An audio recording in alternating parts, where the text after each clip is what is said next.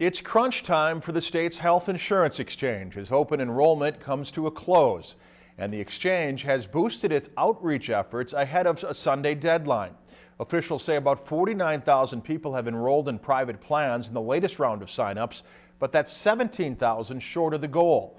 Tonight, our Scott Sheehan takes a closer look at MNSure and where it stands as it begins its third year.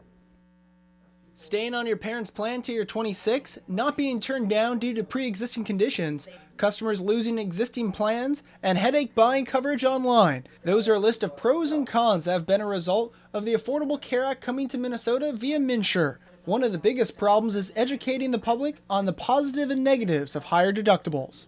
That's caused a problem, and that's been brought to me as an issue from our local hospitals. People will tend to look at $7,000 and they're hesitant to come in for care until they're really into the point where they've got a problem, big problem that might have been preventable. Unfortunately, a lot of plans are really good, like your gold and platinum plans, are very expensive. So right now you see a lot of people taking, even though they really can't, taking just the bronze plans or sometimes the silver plans because that's all they can afford. And so cost is a huge issue. While MNSure critics claim rates have gone up drastically, Baloo says rates have gone up between 8 and 10%, which is normal with the rate of inflation.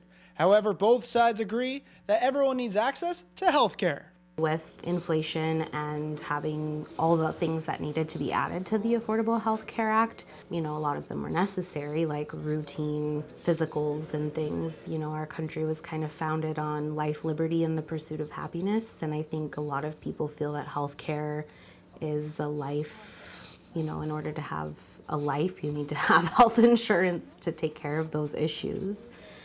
But with that, it goes up. There's no question. We all agree that we want the maximum amount of people here in Minnesota covered by good, solid insurance. And, we kind of went into this swamp to solve the problem for the uninsured. We created some huge collateral damage with those that were already insured. So we've got to figure out how to fix that. However, in a couple of years, the ACA could change when companies offering group plans will no longer be required to pay for health care once private health plan customers reach their max out-of-pocket. Scott Sheehan, Lakeland News. The last day to enroll during MNSure's open enrollment without penalty is Sunday.